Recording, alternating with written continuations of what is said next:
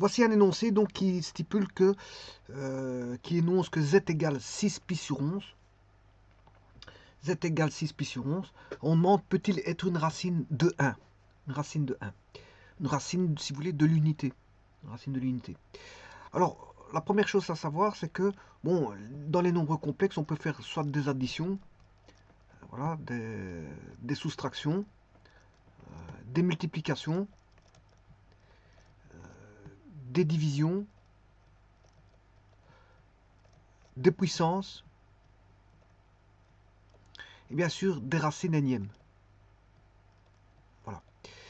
Alors, pour ce qui est des additions, bon, on additionne les parties réelles entre elles, les imaginaires entre elles. Bon, ça, bon, j'ai déjà traité pas mal de sujets là-dessus sur les additions, soustraction, multiplication, division. Par contre, concernant les puissances, on peut pas, la mathématique fait que logiquement, on ne peut pas calculer sous forme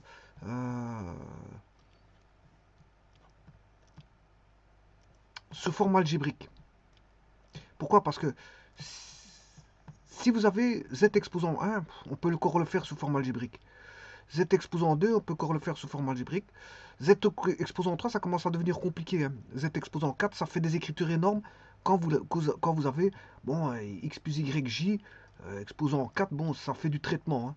Alors, n'en parlons pas pour 5, pour 6, pour 7, etc. Bon, autant oublier l'écriture algébrique provenant, bien sûr, si vous voulez mettre l'écriture algébrique dans un repère, ce sera un euh, repère cartésien complexe. Voilà. Donc, on bannit l'écriture algébrique pour calculer les puissances. Alors, pour calculer les puissances, on va passer à la forme trigonométrique. Zn, qui est égal à ρ 6. Là, on fera ρ 6js. Donc, voilà. Là apparaît deux choses. On n'a plus un paramètre x, y, qui va définir le complexe x plus yj. Voilà. Là, on a besoin, dans un repère cartésien complexe, on a besoin de deux réels, x, y. Et avec ce xy, on en fait bon, un complexe, une entité complexe qui est x plus yj, qui est représentable via un point dans le plan complexe, dans le plan cartésien orthonormé complexe. Voilà, et on dira que z est la fixe du point P. Enfin, si P est le point, bien sûr, qui représente le complexe, z est égal à x plus yj. Bon, mais le problème, c'est que je vous ai dit, on ne va pas calculer x plus yj exposant 5. Hein. Bon, parce que ça voudrait dire que ça ferait un traitement. Si vous faites x plus yj exposant 5, ben, vous aurez compris que vous aurez x plus yj fois x plus yj. Déjà, pour l'écrire comme ça, c'est déjà embêtant. Fois x plus yj, voilà, fois x plus yj fois x plus yj. Bon, déjà, quand vous aurez traité le carré, bon, ça c'est simple. Puis vous ferez le cube, c'est court simple. 4, ça commence à devenir lourd. Et 5, ça c'est hyper lourd. C'est hyper lourd. Et alors, sans compter le risque d'erreur dans le traitement. Maintenant, vous pouvez traiter par les combinaisons, hein, par les binômes de Newton. Il n'y a pas de problème. On peut le faire par le binôme de Newton. Mais encore là, il y a binôme de Newton, ça va faire intervenir un nombre de termes bien déterminé et on aura quand même beaucoup. Donc, la meilleure approche pour calculer les puissances, c'est de passer par la forme trigonométrique, où là, on a tout simplement un module et un argument phi.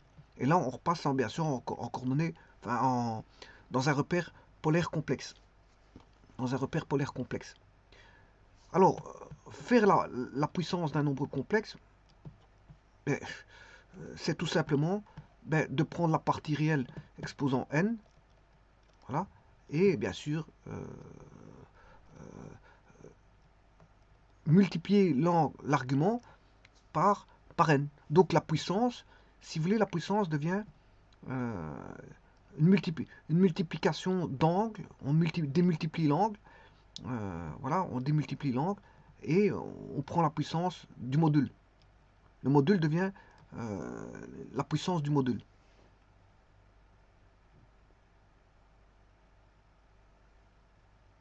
Voilà.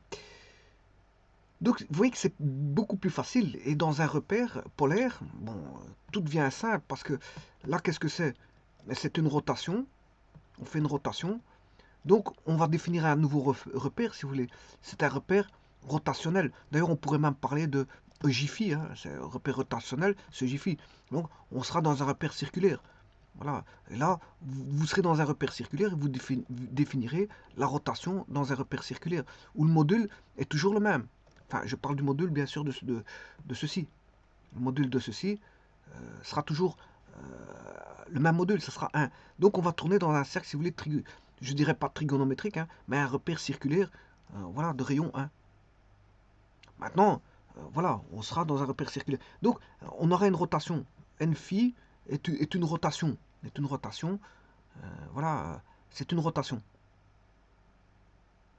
Alors, qu'est-ce que c'est que ceci? Ça va être une démultiplication, c'est-à-dire une homothétie. Donc, on aura une homothétie, là, ici, suivie d'une rotation d'angle. Pour autant que ρ n, bien sûr, soit différent de 1. Sinon, l'homothétie, on n'aura pas. Hein. On aura, voilà, c'est quelque chose qui va rester,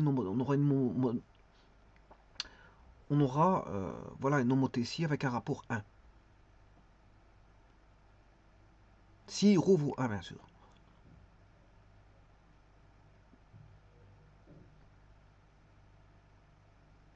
Ah, voilà. Et si ρ, voilà, si ρ vaut 1, on aura une homothétie de rapport 1.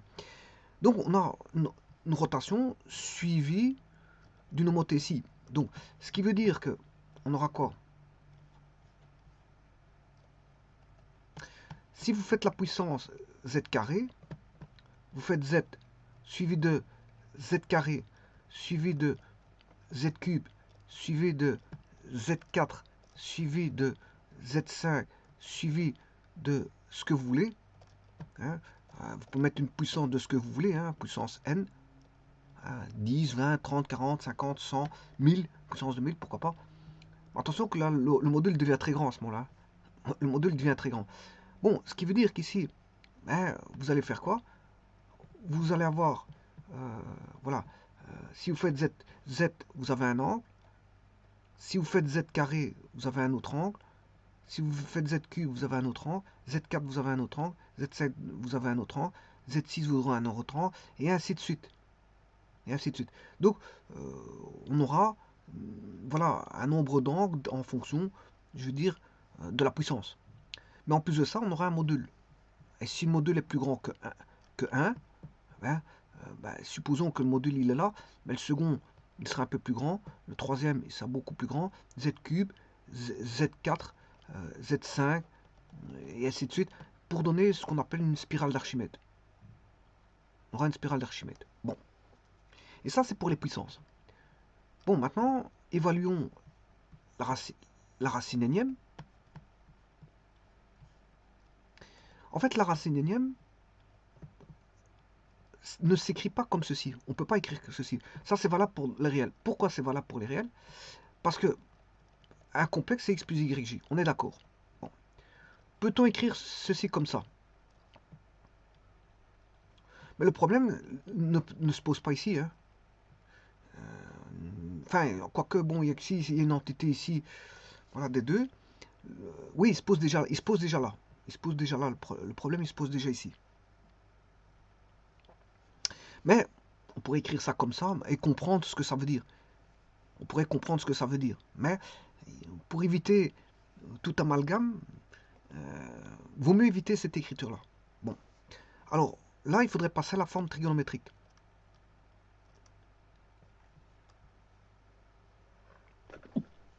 Je m'excuse. Donc ici, je disais il faut passer à la forme trigonométrique. Et donc, la forme trigonométrique, il y a deux paramètres, le module et l'argument. Bon. Est-ce qu'on peut écrire ceci comme ceci? Ben, ça pourrait se faire pour le module. On est d'accord. Mais pas pour le 6 phi. Pas pour le 6 phi. Voilà. Et comme ça pose problème pour le 6 phi, ben, on ne peut pas écrire ça comme ça. Donc il faut trouver une astuce. Il faut trouver une astuce pour l'écrire autrement. Alors comment peut-on l'écrire autrement? Ben, c'est de se dire, si vous avez... on part par exemple des réels. Si je regarde un réel, qu'est-ce que c'est que la racine cubique de 125?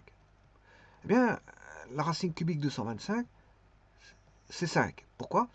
Parce que on sait bien que 5 au cube vaut 125, tout simplement.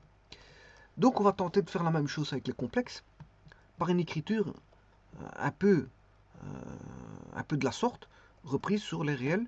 On va se dire que ben, la racine énième rho 6 phi racine énième, je vous ai dit on ne peut pas écrire ça comme ça parce que ça pose un problème. Voilà, ça pose un problème. Ça peut se faire pour le rho, mais pas pour le 6 phi. Ben, on dira que c'est un nombre, ça va correspondre à un nombre qu'on va appeler R6 alpha. Voilà. Alors pour éviter cette écriture, comment peut-on la bannir? Ben, c'est de se dire qu'il existe un nombre complexe, voilà, qui est R6 alpha.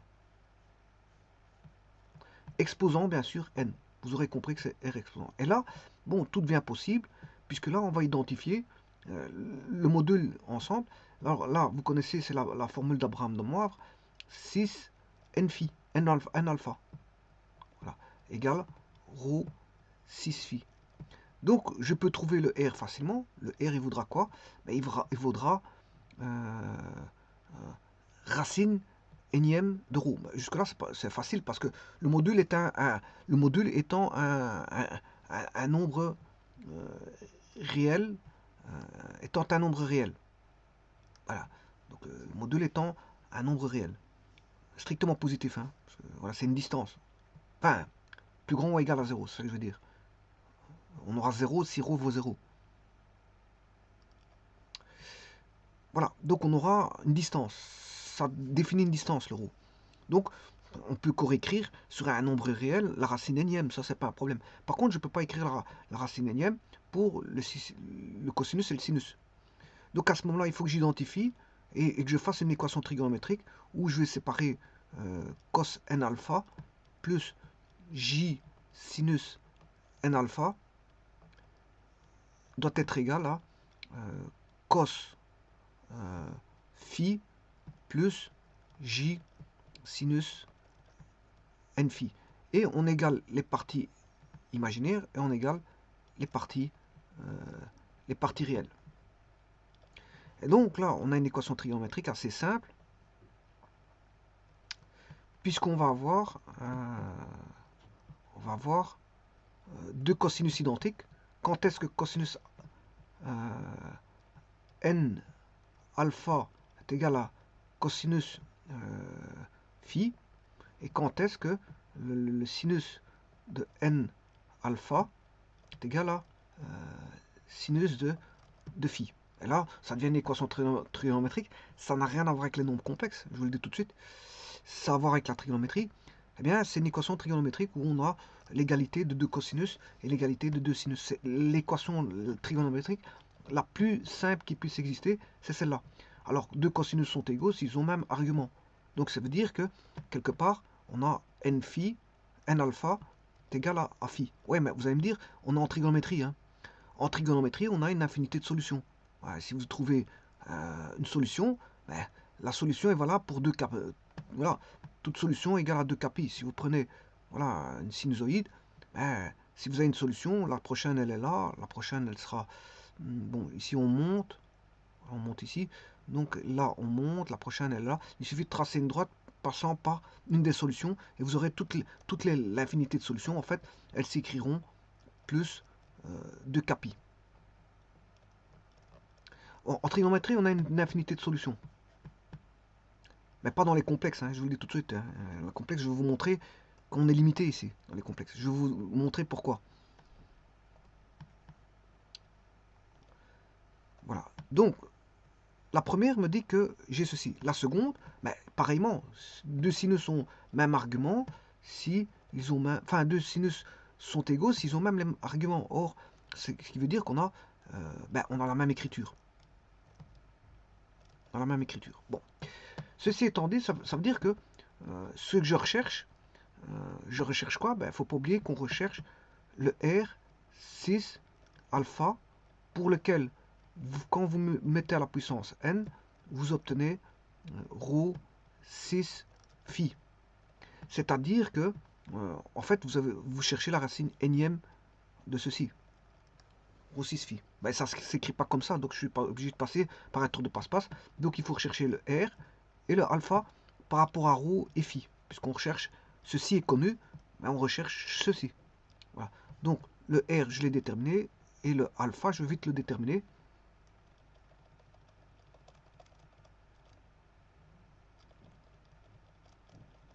Je vais le déterminer tout de suite. Bon, je n'ai besoin que d'une seule équation trigonométrique, enfin un seul argument, j'en ai pas besoin de 36. Voilà. Alors là, la première des choses à savoir, c'est que je viens de vous dire, ne perdez pas de vue que c'est la trigonométrie. On a deux capis avec k appartenant à z. K appartenant à z, ce qui veut dire qu'on a une infinité de solutions.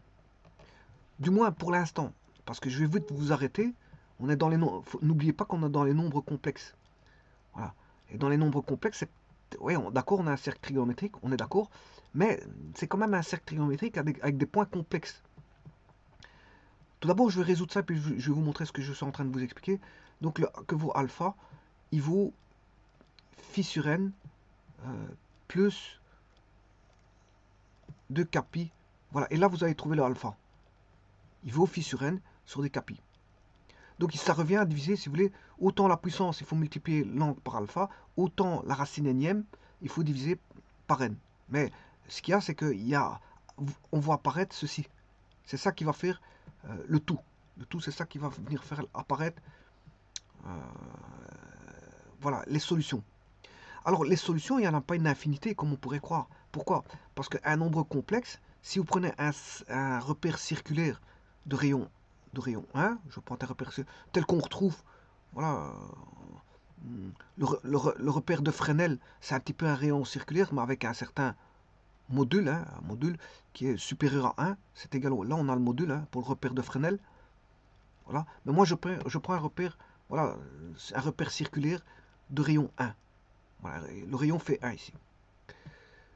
Voilà, le rayon fait 1. Et il sera toujours de 1. Il sera toujours de 1. Je vais vous expliquer pourquoi. Ici, ce que je voulais vous dire, c'est que le nombre complexe, s'il y en a un qui est là, je vais l'appeler P1, il y en a un qui est là, P2, P3 et P4. Bon. Je vais mettre, par exemple, pi sur 4. Pi sur 4. Ouais, je vais mettre, je vais faire même plus simple. Je vais faire une racine troisième. Alors une racine troisième aura 3 racines, je vous le dis tout de suite. Une racine troisième, n égale 3, aura 3 racines. Alors, elle aura 3 racines. Une racine troisième aura 3 racines. Donc, on aura 2 capi divisé par 3.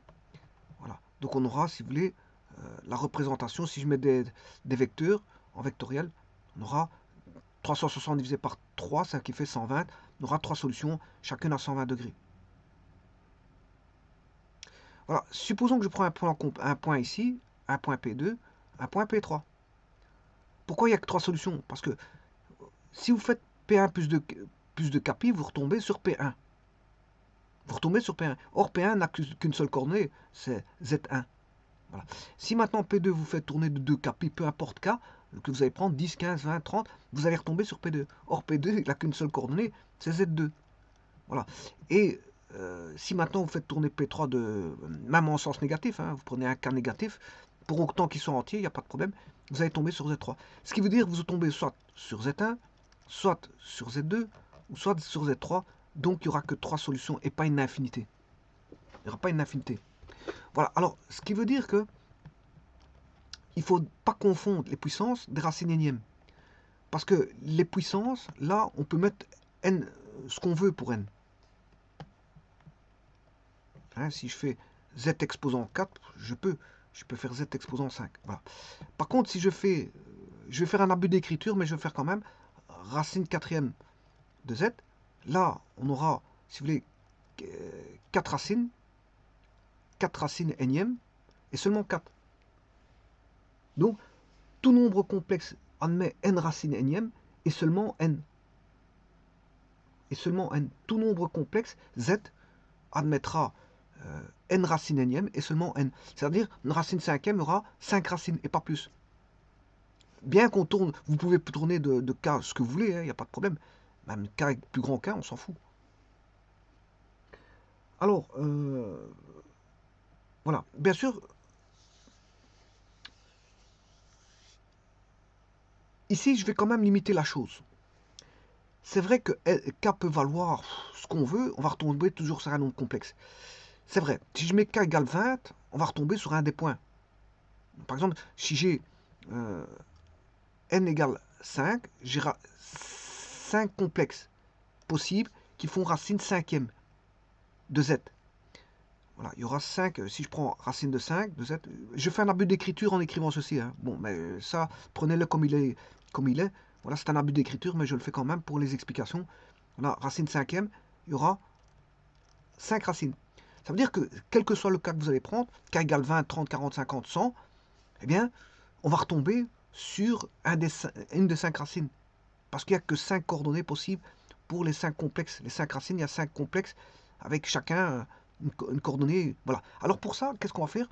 On va pas faire tourner le cas comme on veut. Hein. Comme ça, on va limiter le cas. Et on va se dire que le cas, ben, il va varier de, bien sûr, de 0, 1. Alors je suppose qu'ici, n est plus grand que 2, que 4. Hein. 2, 3, voilà, jusque n-1. Voilà. Comme ça, je n'ai pas besoin de faire tourner au-delà de ça et me retomber sur un point complexe. Bon, ça m'intéresse pas. Ça n'intéresse pas l'écriture des mathématiciens de se dire, bon, on va tourner 50 000 fois et au bout du compte, on va quand même tomber sur un complexe qui fait partie, où il n'y en a pas 36 000 de complexes. Hein. Il n'y en a pas 36 000 parce que vous aurez n racines. Donc, vous tournez avec k égale 20 milliards, ben, vous allez tomber sur une des n racines. Sur une des n racines. Or, ces n racines n'existent qu'une fois. N'existent qu'une fois. Elles n'ont qu'une coordonnée, une seule coordonnée précise. Chacun des complexes a une coordonnée précise. Donc, c'est pas la peine de tourner 50 000 fois ou moins 80 000 fois et de trouver où est le complexe. On va limiter le cas, voilà, entre 0 et n-1. Comme ça, on se trouve, si vous voulez, là, on a limité sur un pourtour de cercle et non plus sur un nombre de tours. Donc, ce qui veut dire que on aura un cercle, voilà, de rayon 1, voilà, ressemblant au cercle trigonométrique, voilà, mais à ceci près que, bon, ce sera un cercle polaire, déjà d'une chose, ce sera un cercle polaire, et le rayon fait 1. C'est un rayon polaire, le rayon polaire fait 1. Et bien sûr, on n'a pas, ce qu'on aura, mais c'est des points qui vont se situer, voilà, sur le cercle.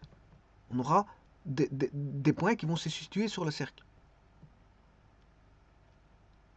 Voilà. En fonction, bien sûr, de quoi? Ben, d'un angle. Voilà. En fonction d'un angle. Bon, et vous allez me dire le module. Mais le module, ben, il sera peut-être en dehors, intérieur, voilà, ou à l'extérieur. Voilà. En fonction du module. Mais le module est pris à part. Hein. Le module est pris à part. Alors, comment créer ce cercle de rayon 1 et de lui faire dire, bon, qu'il y a une rotation d'autant? Comment? Ben, je vais vous montrer, justement, c'est ça, la racine unité, en quoi comment elle va agir, la racine de l'unité, comment elle va agir, et comment se présente-t-elle? Voilà. Comment se présente-t-elle? Bien sûr, au niveau d'un dessin, vous aurez compris que elle va se représenter dans un cercle trigonométrique de rayon 1 pour lequel on fait tourner, voilà, d'un argument donné pour avoir tous les angles dans un cercle de rayon 1, bien sûr, de 0 à 360, pas plus. de 0 à 360, pas plus. Ce qui veut dire que vous aurez, je vous ai dit que les solutions, on recherche, n'oubliez pas, il ne faut pas perdre de vue qu'on recherche aussi, c'est égal à, par abus d'écriture bien sûr, par abus d'écriture, je recherche aussi ρ 6 phi, ne perdez pas de vue, donc je vais éliminer cet abus d'écriture, voilà, et bien sûr mettre exposant n dans chaque membre pour avoir exposant n.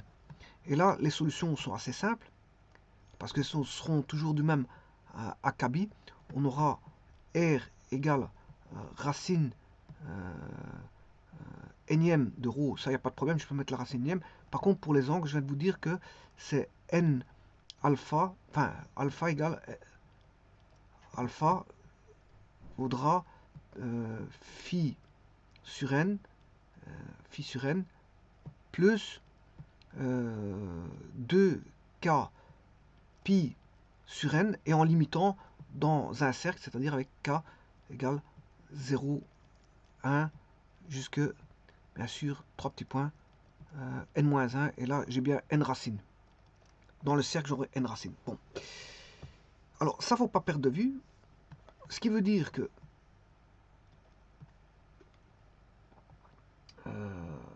j'écrirai le comment j'écrirai le complexe R6 phi, R6 alpha. Ben, celui-ci, le R, voilà, ça je peux l'enlever.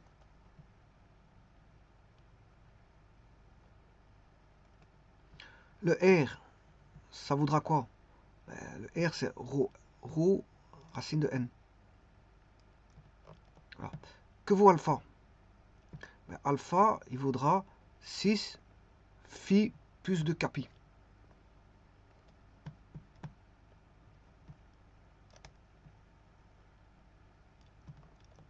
Avec, bien sûr, k compris entre n et n-1. Bon. Alors, ceci peut s'écrire aussi, et c'est là que vous allez voir ce qui va apparaître. Ceci peut s'écrire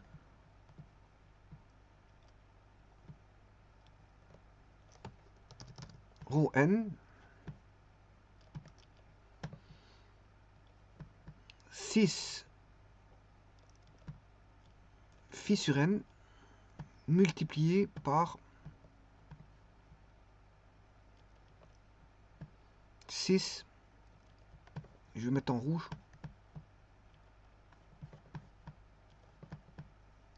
de k pi sur n. Voilà.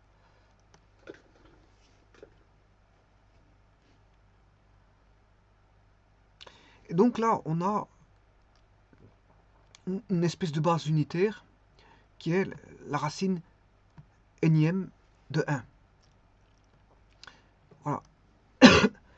Qui permettra la rotation, voilà, dans un cercle unité. Voilà. Et alors le module, il sera là, bah, il suffira de démultiplier le rayon de 1 par son module qui est ici.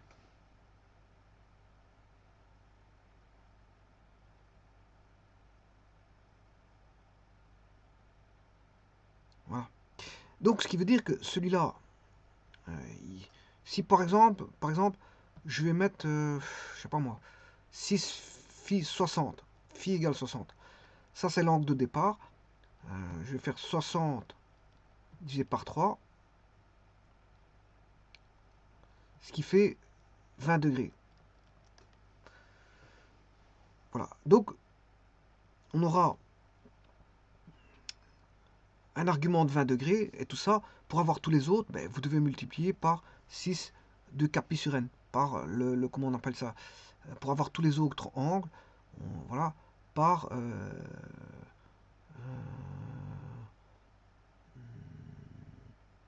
il faudra multiplier par la racine, comment on appelle ça, la racine énième de l'unité. La racine énième de l'unité. Donc, pour avoir une racine énième d'un complexe, il suffit de multiplier, voilà, ceci par la racine énième de l'unité, si vous voulez. Alors, la racine énième de l'unité, c'est ce qu'on appelle, il y a une autre notation qui est la racine énième de l'unité, voilà, pour k variant bien sûr de 0 à n-1.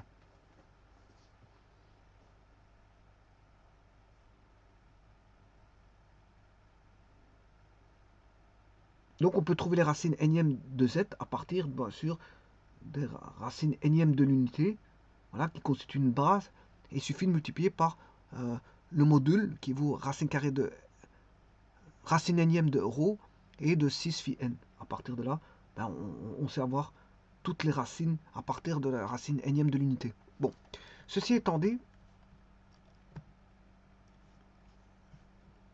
je vais me poser la question suivante. Est-ce que peut-il, racine de 6 pi sur 11 peut-il être, ben, est-ce que 6 pi sur 11 peut-il être une racine de l'unité? Ben, déjà, ça ressemble beaucoup à ceci. On a un module de 1. Bon, c'est déjà ça. Le module fait 1 ici. Hein. Le module fait 1. Voilà. Alors, je rappelle que le module de A, 6 phi, le module de ça, ben, c'est le module de A. Le module d'un produit, c'est le produit des modules. Fois 6 phi. Voilà. Or, le module de A, c'est une valeur. On va prendre sa valeur absolue. Donc, par exemple, c'est A. Voilà. C'est plus A si A est positif, mais c'est moins A si A est négatif. Parce que la valeur absolue est toujours positive. On doit avoir toujours un nombre strictement positif. Hein. Strictement positif. Donc, c'est plus A si A est positif et moins A si A est négatif. Et si A est négatif, moins par moins, ça donne plus. Donc, il est toujours positif. Par contre, le module de 6 phi, c'est cos carré phi plus sin carré phi. Et ça, vous savez très bien que ça vaut 1. Donc, racine de 1, ça fait 1. Donc, on aura une fois A. Voilà. Mais ici, comme le A vaut 1 ici, ben, son module vaut 1. Donc, déjà, une condition nécessaire pour que ce soit comment est-ce qu'on appelle ça, une racine de l'unité, ben, il faut déjà que le module fasse 1. Et effectivement, 1, 6 pi sur 11 ressemble à 1, 6, qui est la racine 1, 6, 2k pi sur n, qui est la racine énième de l'unité. Racine énième de l'unité.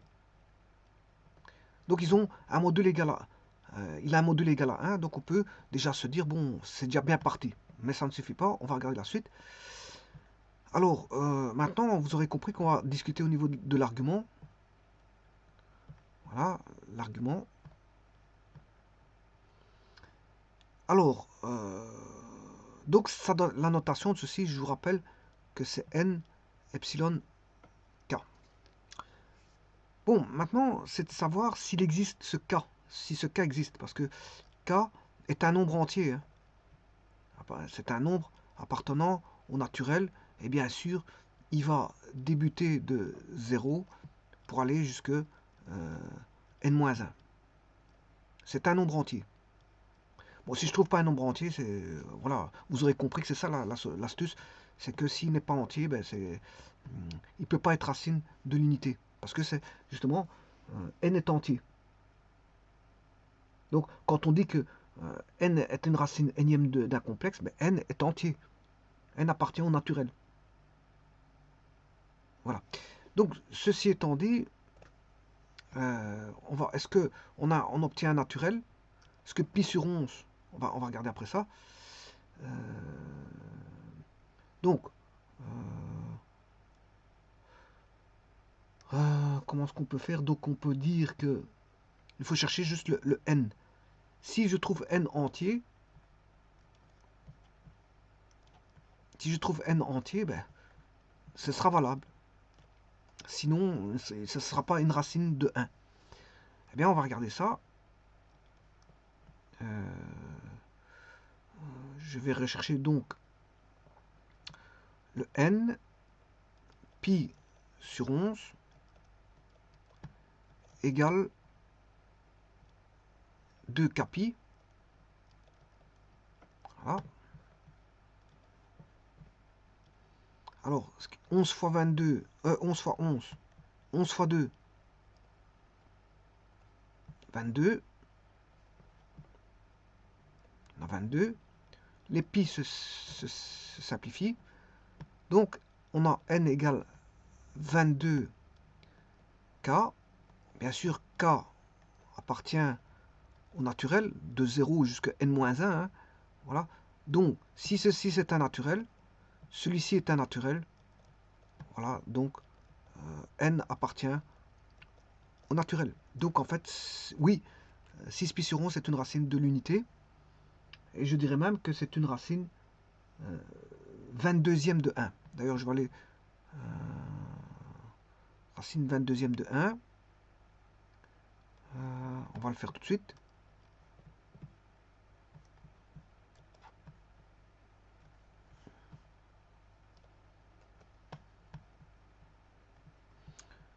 Donc, n vaut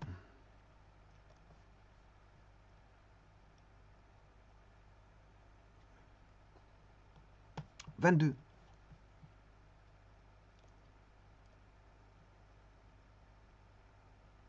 Voilà, donc c'est, si vous voulez, c'est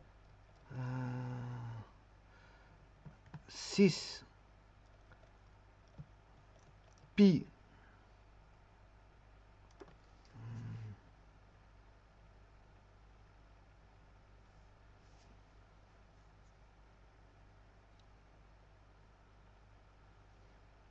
voilà, donc c'est juste, hein, il est bien racine de l'unité.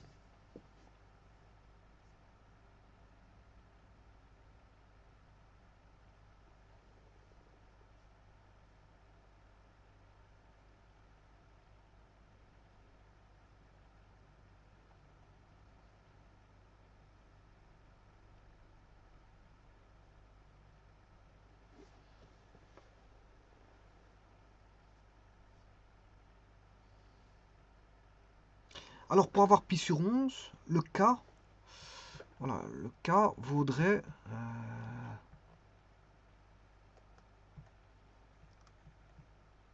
le k doit valoir exactement de 22e. K doit valoir 1. Voilà, k vaut 1.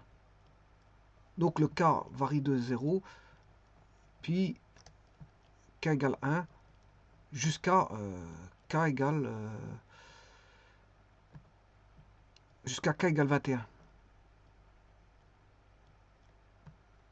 Voilà. Et donc ici, k vaut 1. C'est la deuxième racine, si vous voulez. C'est par ordre d'argument dans voilà, c'est la deuxième racine. Parce qu'il y a k égale 0, c'est la première, k égale 1, c'est la deuxième.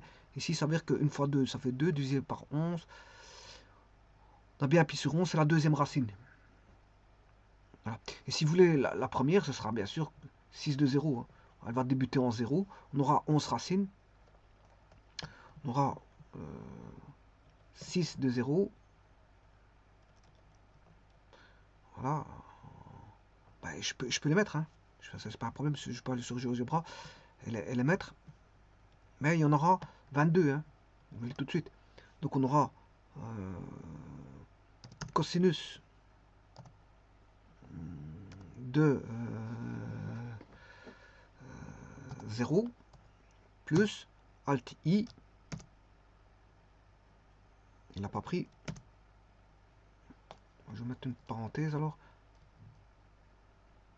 Cosinus de 0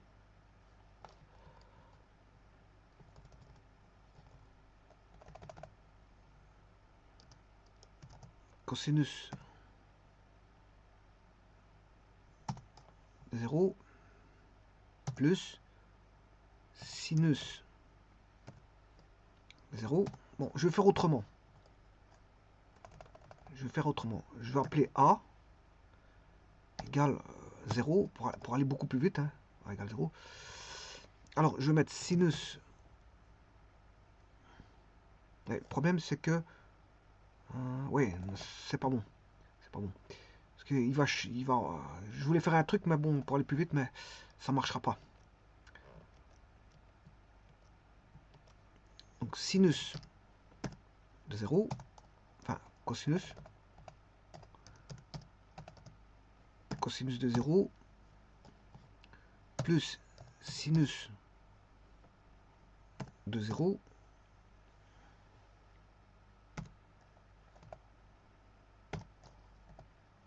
voilà. Alors ici je vais mettre juste un i.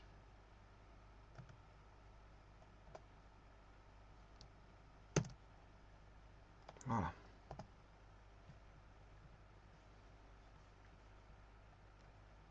Alors vous voyez que le module fait bien 1 de celui-ci. Par contre, il ne me l'a pas mis. Je vais le mettre tout de suite. Voilà, il est là.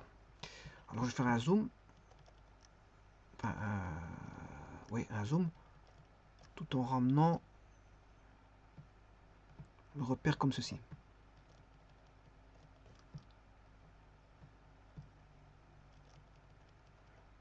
Voilà.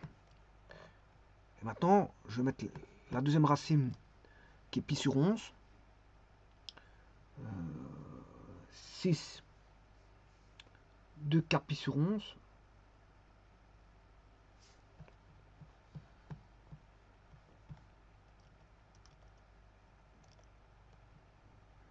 De k pi sur 22 avec k égale 1. 2k pi sur 22. Il faut retenir juste 2k pi sur 22. Avec k égale 1. 2k pi sur 22. Alors là, je vais juste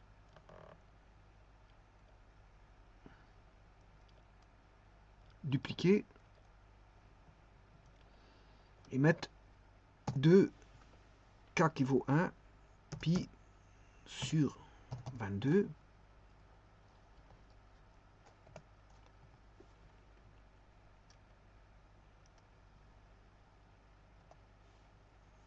2 pi sur 22.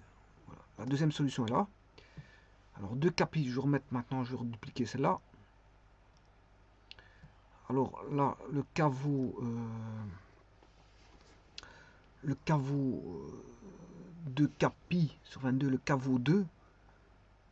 2, ça fait 4 pi. Bon, 2k pi sur 22. Là, on a le 22, je l'ai toujours. Le pi, je l'ai toujours. 2k. 1 fois 2, 2. 2 fois 2, 4. On est d'accord. Et c'est le sinus qui n'est pas bon, donc je vais mettre 4. Voilà. Et maintenant, je peux y aller. Donc, je vais suivre le z. Hein. Quand z vaut 2, j'aurai le double. Voilà. Quand l'indice vaut 2, j'aurai 4 en pi. Voilà. Donc là, z vaudra 3. 3 fois 2, 6. 6. Voilà.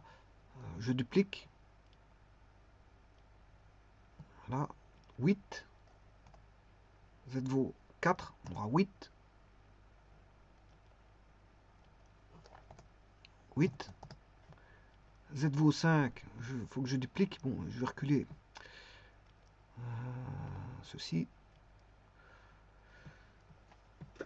Je vais dupliquer celui-ci. Z vaut 5, ça fait 10. 5 fois 2, 10.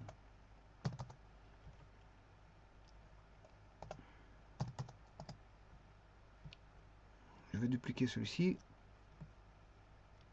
6 fois 2, 12.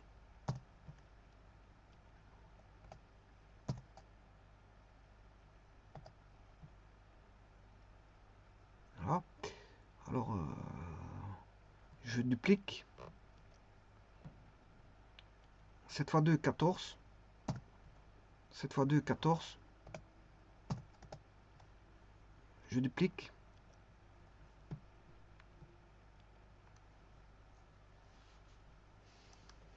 Alors,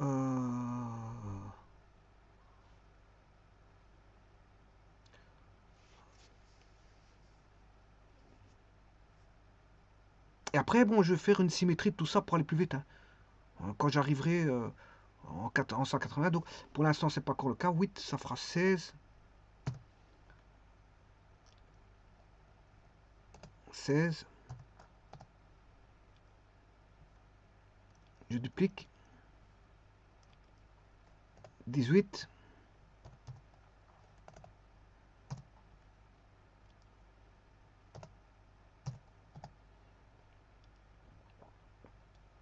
Je duplique.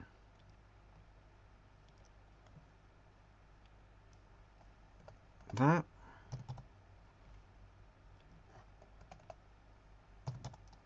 20. Et normalement, ce sera le dernier. Puis je vais faire les conjugués. Donc je vais aller jusqu'à 22. Je duplique. Là. 22. 22. Voilà. Alors maintenant, je vais chercher le conjugué de... je vais essayer de prendre conjugué de Z1.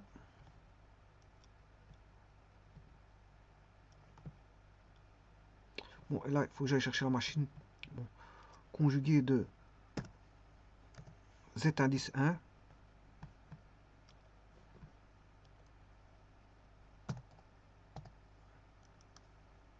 Conjugué de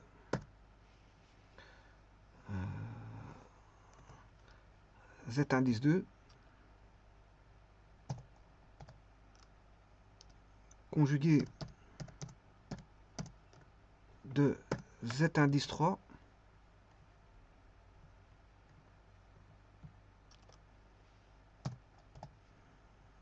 Conjugué de Z indice 4. Conjugué de Z indice 5. Donc Z indice 5. Conjugué de Z indice 6. Conjugué de Z indice 8, 7. Voilà. Conjugué de Z indice 8. Conjugué. Ben, je peux dupliquer, hein, c'est vrai que je peux dupliquer. Bon, Z8. Je vais dupliquer. Je vais mettre Z9. Je duplique. Z10. Ah, là, il l'a pas pris. Je vais refaire en indice. Z10. Je duplique.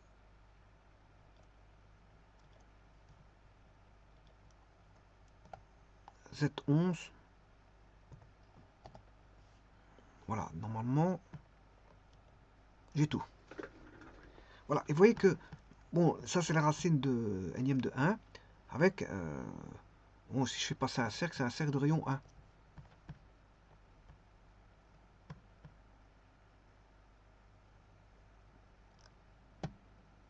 Voilà.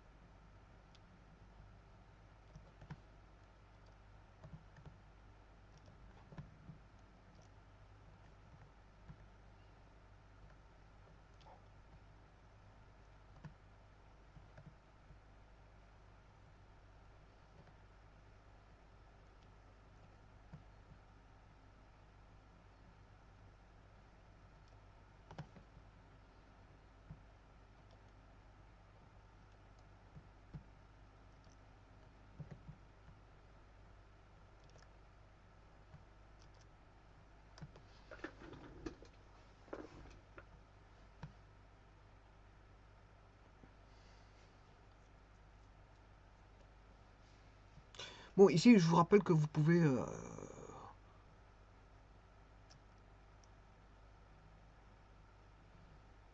afficher l'étiquette, hein. Non plus valeur, voilà.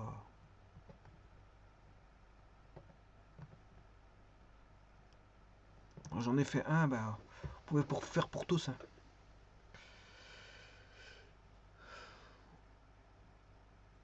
Voilà, je vous remercie.